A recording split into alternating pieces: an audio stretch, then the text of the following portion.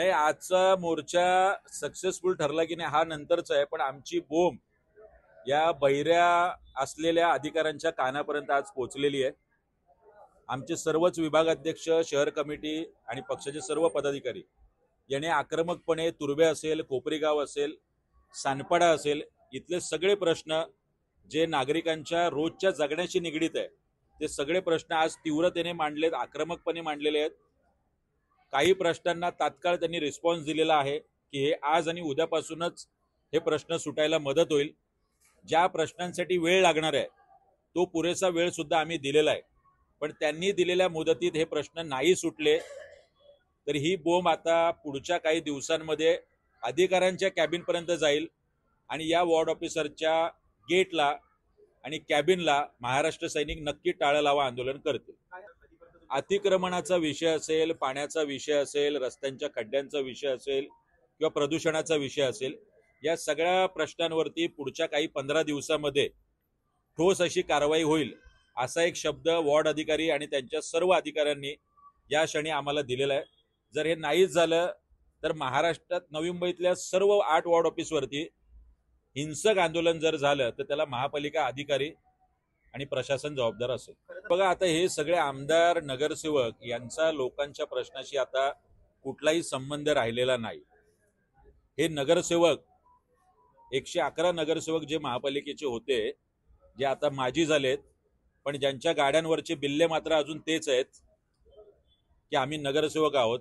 काही माजी आमदार झाले तरी पोलीस संरक्षणात फिरतायत कारण वडील वनमंत्री आहेत म्हणून.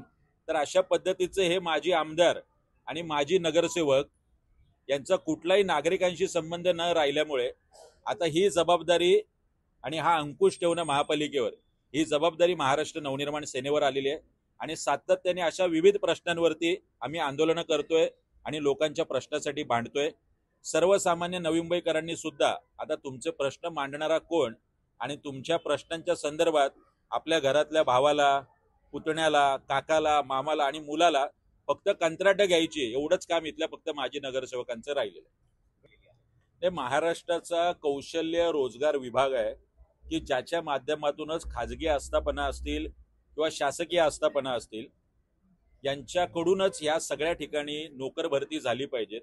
मला कळत नाही, ह्या नवी मुंबईमध्ये जे प्लेसमेंट नावाने बोगस भरती मुलांची करायची, त्यांच्याकडून रजिस्ट्रेशनसाठी पैसे घ्यायचे, कामाला लावतो म्हणून पैसे घ्यायचे, पण प्रत्यक्षात मुलांना कामाला लावलं जात नाही. असं गणसोलीमध्ये डीटेक नावाची एक कंपनी आहे ज्याचं पांडे दोघं बंधू आहेत.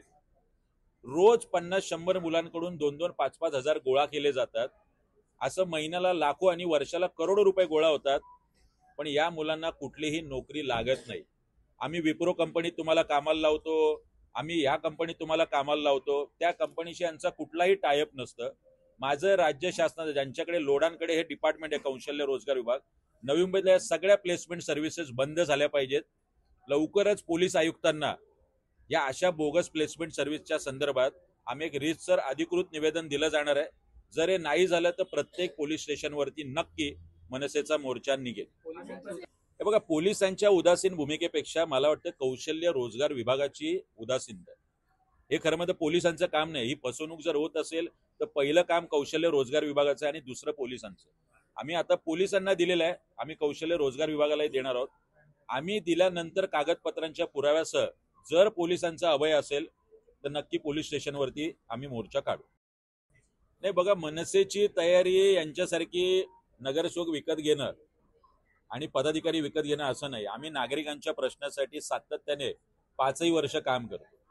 या 3-4 वर्षापूर्वी निवडणुका नव्हत्या, आम्ही सिडकोच्या घरांचा प्रश्न हातात घेतला होता आणि तो सोडवला. आम्ही कामगारांचा प्रश्न हातात घेतला होता आणि सोडवला.